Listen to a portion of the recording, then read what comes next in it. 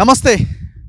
అధికారం మనదైతే, లీడర్లు మనోడైతే, వడ్డించేవాడు మనోడైతే, ఇరిగేషన్ డిపార్ట్మెంట్లో, టౌన్ ప్లానింగ్లో, ఇండస్ట్రియల్ అంటే టీఎస్ఐఐసిలో మొత్తం అంతా వ్యవస్థ మనదైతే, మన దగ్గర డబ్బులుంటే ఏమైనా చేయొచ్చు. గవర్నమెంట్ భూమి కబ్జా చేయొచ్చు. టీఎస్ఐఐసి ఇండస్ట్రీస్ కోసం గవర్నమెంట్ ఇచ్చే స్థలంలో, టీఎస్ఐఐసి ఇచ్చే స్థలంలో గవర్నమెంట్ భూమి కేవలం కంపెనీలు పెట్టడానికి ఇస్తే దాంట్లో మనం రియల్ ఎస్టేట్ వ్యాపారం చేయొచ్చు. అసలు వచ్చే నోటీసులని పక్కన పెట్టేసి పెద్ద పెద్ద బిల్డింగ్లు కూడా కట్టేయచ్చు. సో దానికి పర్ఫెక్ట్ ఎగ్జాంపుల్, మీరు కూకట్పల్లి పటాన్ చెరువుకి వస్తే పటాన్ చెరువు అని ఒకటి ఉంటుంది. పటాన్ చెరువు, దాన్ని మనం హెచ్ఎండిఏ లేక్స్లో చాకీ చెరువు అని కూడా ఉంటుంది, పటాన్ చాకీ చెరువు అని. సో ఆ చెరువు పక్కనే ఉన్న ఒకసారి ఆ చెరువు, ఈ అద్భుతమైన దృశ్యం ఒకసారి చూడండి. దాదాపు ఈ చెరువు 106 ఎకరాలు చూపిస్తున్నది హెచ్ఎండిఏ వాళ్ళ యొక్క వెబ్సైట్లో కానీ హెచ్ఎండిఏ లెక్కల్లో కానీ. 106 ఎకరాల ఈ అద్భుతమైన ఈ చెరువు ప్రస్తుతం ఈ సిచ్యువేషన్లో ఉన్నది. నేను ఇక్కడికి ఎందుకు వచ్చినా అంటే, ఇక్కడ ఒక రియల్ ఎస్టేట్ సంస్థ కడుతున్నది పెద్ద ఎత్తున, దాదాపు 23 ఫ్లోర్లు వేసిండు. చాలా డిజైన్గా ఒక ఎస్ ఆకారంలో ఈ బిల్డింగ్స్ నిర్మాణం జరుగుతున్నది. 23 ఫ్లోర్లు. ఇది ఏందా కథ కమామిషో అంటే, ఎంత వైలేషన్స్ అంటే గవర్నమెంట్ ఉంటే, గవర్నమెంట్ మనోడైతే, లేదు ఇందులో గవర్నమెంట్కి సంబంధించిన పెద్దలు బినామీలుగా ఉంటే ఏమైనా చేయొచ్చు. అసలు ఈ బిల్డింగ్ని అయితే తక్షణం ఇమీడియట్గా ఈ క్షణమే కూల్చేయాలి. పొరపాటున జనం ఎవరన్నా ఇందులో ప్లాట్ కానీ ఫ్లాట్ కానీ ఏదైనా ప్రీలాంచ్ కిందనో ఇంకో దాని కిందనో డబ్బులు చెల్లించినా తక్షణమే వచ్చి తీసుకోండి. నేను ఎందుకు ఈ మాట చెప్తున్నానంటే, ఇది గవర్నమెంట్ భూమి. నా ముందు greater Hyderabad municipal corporation town planning వాళ్ళు ఇచ్చిన పర్మిషన్ కాపీ చూస్తే ఈ కంపెనీ పేరు వచ్చి Incor lake city projects private limited, పటాన్ చెరువులో ఉంటుంది. ఇది పటాన్ చాకీ చెరువు అంటారు దీన్ని. ఇందులో వీళ్ళు చాలా క్లియర్గా సర్వే నెంబర్స్ ఒక్కసారి చూడండి. సైట్ డీటెయిల్స్లో సర్వే నెంబర్ 691P అని పార్ట్ అని పెట్టిరు ఇందులో. ఎందుకంటే రిజిస్ట్రేషన్ చేసేటప్పుడు పీనో, ఏనో, సీనో అని పెడతా ఉంటారు. నేను చెప్తున్న ఈ సర్వే నెంబర్లు ఈ క్షణానికి ధరణి పోర్టల్కి వెళ్ళి చెక్ చేయండి. నేచర్ ఆఫ్ ల్యాండ్ అంటే గవర్నమెంట్ ల్యాండ్ అని వస్తుంది. ఎవరి పేరు మీద ఉందంటే సంస్థ అని ఉంటుంది. అంటే nature of land government land.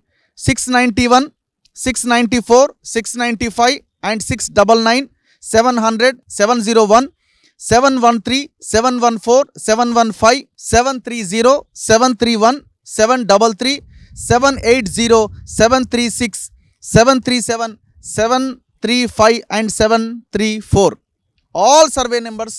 ఇది మొత్తం ఎంత అంటే ఏరియా 34 ఎకరాలు.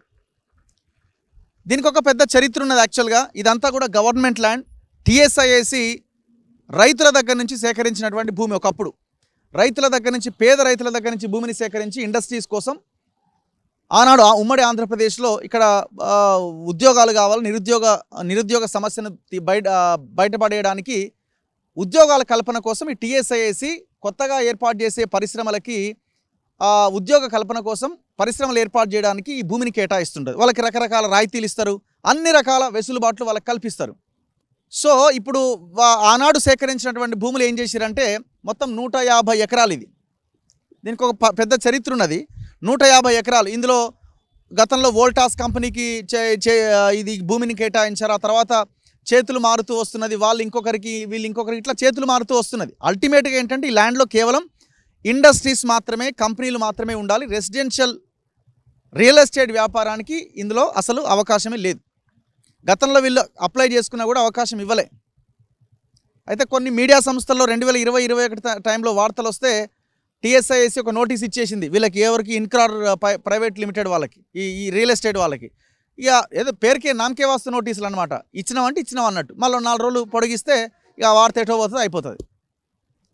సో అట్లా ఇందులో ఈ వోల్టాసు, ఆ తర్వాత గోద్రేజ్ కంపెనీ, సో ఆ తర్వాత అందులో ఒక పార్ట్ 65 ఎకరాల్లో ఐటీ పార్క్ కోసం ఇంకో కంపెనీ కేటాయించారు. అందులో ఒక 34 ఎకరాల భూమి ఈ ఇన్కార్ వాళ్ళకి కేటాయించడం జరిగింది.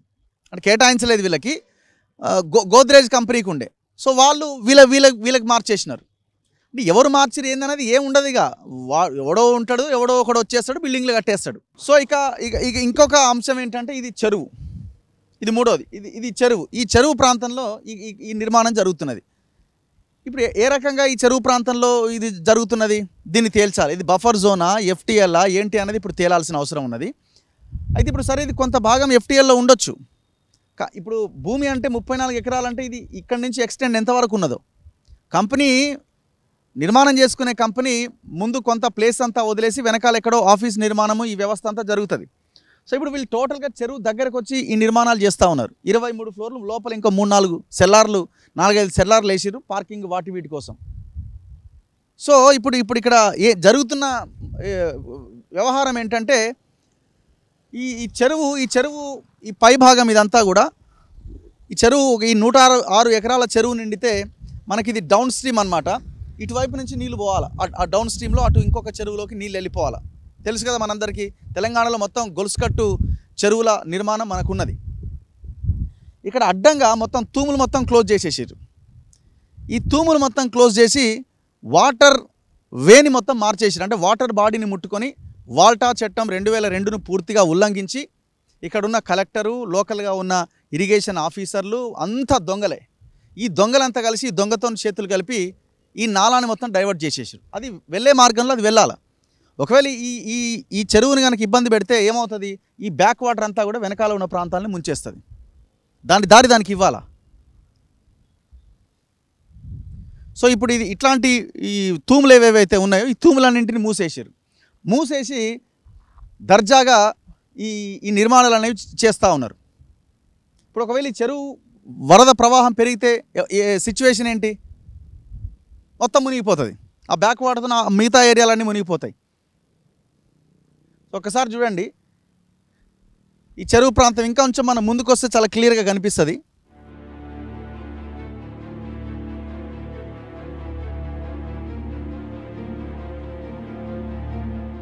సో ఈ నాలాన్ని ఎట్లా డైవర్ట్ చేస్తున్నారు అంటే ఈ నీళ్లు వెళ్ళే మార్గాన్ని ఎట్లా డైవర్ట్ చేస్తున్నారు అన్నది మనకి ఇక్కడ చాలా క్లియర్గా కనిపిస్తుంది.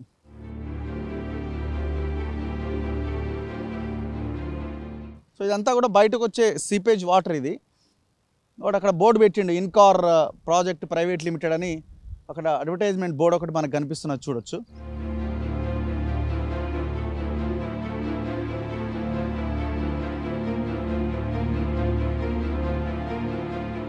సో ఈ నాలాని ఈ రకంగా తీసుకొచ్చి ఎటు డైవర్ట్ చేస్తున్నాడు అంటే మీరు చూడండి, ఇప్పుడు కొత్త ఒక నాలాని కడుతున్నారు ఇక్కడ.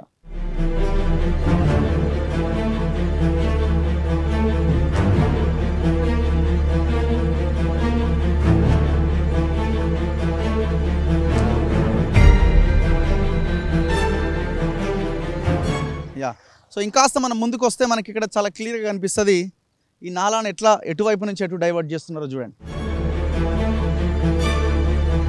వెరీ క్లియర్గా ఇప్పుడు ఈ నాలాని అంటే కొత్త నాలా కట్టి ఈ నీళ్ళని ఇటు డైవర్ట్ చేస్తున్నారు. మనం సేమ్ అమీన్పూర్లో కూడా చూసినాం కదా, ఇది అవంతిక, అర్బన్ రైజు, లేకపోతే అదిత్రి, వీళ్ళంతా ఈ రకంగా ఈ డైవర్ట్ చేసి గవర్నమెంట్లో ఉన్న వాళ్ళతో చేతులు కలిపి మరి ఇరిగేషన్ ఏం బిక్తున్నది, ఇటు పర్మిషన్ ఇచ్చినోడు ఎవడు వెదవా, వీళ్ళని ఏమనాలా, ఎవడు జీతం తీసుకొని వీళ్ళు బతుకుతున్నారు, వాళ్ళ ఫ్యామిలీలు తింటున్నాయి, వీడు రియల్ ఎస్టేట్ కంపెనీ వాడు ఇచ్చేది తింటున్నారా?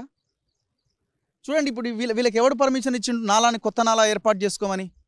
సహజ సిద్ధంగా ఏర్పడిన నాలాని మొత్తం తీసేసి దాన్ని డైవర్ట్ చేసేసి ఇటువైపు నుంచి తిప్పి నీళ్ళు ఎట్టేటో తీసుకుపోయి మళ్ళీ ఆ ముందు భాగం నుంచి అట్లా డైవర్ట్ చేస్తున్నారు. ప్రతి నాలాకి కూడా బఫర్ జోన్ ఉంటుంది. ప్రతి నాలాకి అంటే కల్వర్ట్కి కూడా బఫర్ జోన్ ఉంటుంది. ఆ ప్రాంతంలో కూడా నిర్మాణాలు చేయడానికి అవకాశం లేదు. మరి బఫర్ జోన్లో ఎట్లా మీరు ఇప్పుడు దీని గుండనే తీసుకుపోతున్నారు కదా నాలాని. ఇంత దుర్మార్గంగా, ఇంత అరాచకంగా టీఎస్ఐఏసి ఇచ్చిన భూముల్లో వెంచర్లు వేస్తారు, దర్జాగా కట్టుడు పోతాయి, కడతనే ఉంటారు. ఇండస్ట్రీస్ ఉండాల్సిన దగ్గర రియల్ ఎస్టేట్ వెంచర్లు వేస్తారు, చివరికి పక్కనే ఉన్న చెరువులు కబ్జా చేస్తారు. వీడు ఇప్పుడు ఏం చేస్తున్నాడు, లేక్ వ్యూ అని పెట్టిండు. ఎవరిది ఇది? వీడు అబ్బా సొమ్మ. దీన్ని వాడి బ్రోచర్స్లో ఎమ్యూనిటీస్ కింద ఎట్లా చూపిస్తారు? మీరు ఒక్కసారి నేను ఇంతకుముందు చెప్పిన సర్వే నెంబర్లన్నీ ధరణిలో చెక్ చేయండి, ఏమున్నాయో. గవర్నమెంట్ ల్యాండ్ అని ఉంది, నేచర్ ఆఫ్ ల్యాండ్.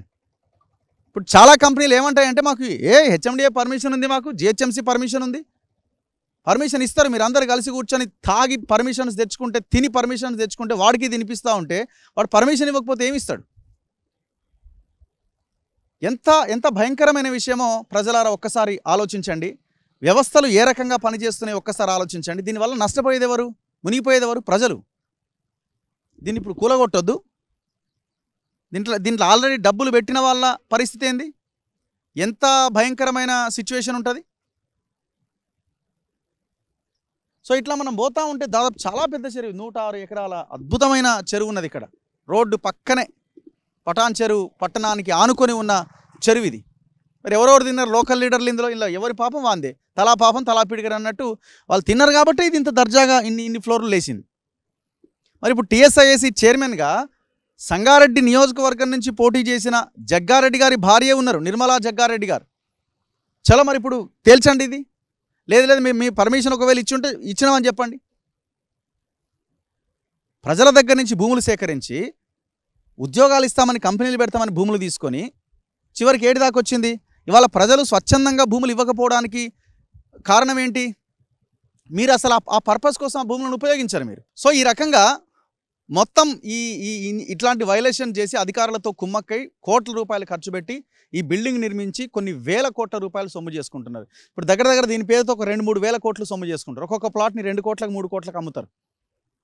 దీని వెనకాల ఇక్కడ అందరిని అడిగితే ఏమంటారంటే ఇటుకి ఎవరిని రానియరు, గూడెం మైపాల్ రెడ్డి అట, ఆయన బామ్మార్దట, వాళ్ళే ఈ మెయింటెనెన్స్ చూస్తారట.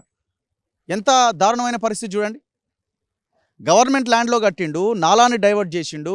టీఎస్ఐఏసీ పరిశ్రమలు ఉండాల్సిన, ఉద్యోగాలు కల్పించాల్సిన భూమిలో రియల్ ఎస్టేట్ వ్యాపారం దందా చేస్తున్నారు. అసలు వీడికి ఎవడు రిజిస్ట్రేషన్ చేసిండు? మరి గతంలో టీఎస్ఐఏసీ సంగారెడ్డి సబ్ రిజిస్ట్రార్కి లెటర్ రాసింది, ఏం చేసిరు మరి దీని మీద 2021లో? సో చాలా పెద్ద దారుణమైనటువంటి విషయం ఇది. ఖచ్చితంగా రంగనాథ్ గారు ఇమీడియట్గా రండి ఇక్కడికి, కూల్చవతల పడేయండి. ఇట్లాంటి ఒక్క ప్రాజెక్ట్నైనా కూల్చండి. ఎవరైనా పబ్లిక్ డబ్బులు ఇచ్చున్నా గల్లా బట్టి వసూలు చేసుకోండి. ఇంకెవరు దరిదాపుల్లో కూడా రాకండి ఇక్కడికి. కొనేటప్పుడు చెరువు పక్కన ఉందా, నాలాని కబ్జా చేసిండా, ఈ నాలా ఎందుకు ఇటుపోతున్నది, ఇవన్నీ తెలుసుకోండి. ఒక లీగల్ ఒక అడ్వకేట్ దగ్గరికి వెళ్ళండి. వాడు డాక్యుమెంట్స్ ఇవ్వంగానే ఉత్తగానే హెచ్ఎండిఏ పర్మిషన్ ఇచ్చింది కానీ వాడు హెచ్ఎండిఏ వాళ్ళు అంతా దొంగలు తయారయ్యారు. అందులో టౌన్ ప్లానింగ్ వాళ్ళు దొంగలు తయారయ్యారు మెజారిటీ. నేను అందరిని అనట్లేదు. చెరువుల కోఆర్డినేషన్ పాయింట్స్ మార్చి చెరువులను కబ్జాలు పెడుతున్నారు. అసలు చెరువు లేదని చెప్తున్నారు. ఇంతకంటే దారుణం ఏముంటుంది? దయచేసి మీకు ఇచ్చే డాక్యుమెంట్స్ని చూసి మీరు డిసైడ్ కాకండి. చుట్టూ తెలుసుకోండి అసలు ఇదేముండే ఏం లేదు, ఈ వెంచర్లో ఉన్న ఫ్లాట్ని కొనొచ్చా లేదా అని తెలుసుకున్న తర్వాతనే అడుగు ముందుకేయండి. 1కి 4 సార్లు ఆలోచించండి. బెటర్ మీకు దరిదాపుల్లో చెరువు కనిపిస్తుంటే అసలు ఆ వెంచర్ జోలికే పోకండి. ఇంకా గట్టిగా చెప్పాలంటే